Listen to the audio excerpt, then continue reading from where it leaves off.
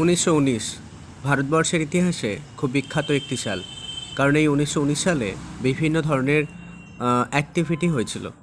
যেমন আমরা যদি দেখি তাহলে রাওয়ালপিন্ডির সন্ধি হয়েছিল এই 1919 সালে।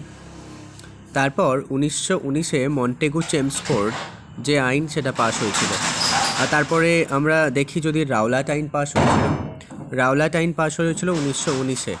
জালিয়ানওয়ালাবাগ হত্যাকাণ্ড হয়েছিল 1919 সালে। আর তারপরে গান্ধীজির নেতৃত্বে আরও একটি বিখ্যাত আন্দোলন, সেটি খিলাফত আন্দোলন। সেই খিলাফত আন্দোলন গান্ধীজি মুসলমান সম্প্রদায়ের সহযোগিতা করেছিলেন 1919 সালে। তাহলে 1919 সালে কী কী জন্য বিখ্যাত আরেকবার দেখা যাক। রাওয়ালপিন্ডির সন্ধি হয়েছিল, জালিয়ানওয়ালাবাগ হত্যাকাণ্ড হয়েছিল 1919 সালে, মন্টেগু চেমসফোর্ড হয়েছিল, আর রাওলাট অ্যাক্ট বা রাওলাট আইনও হয়েছিল।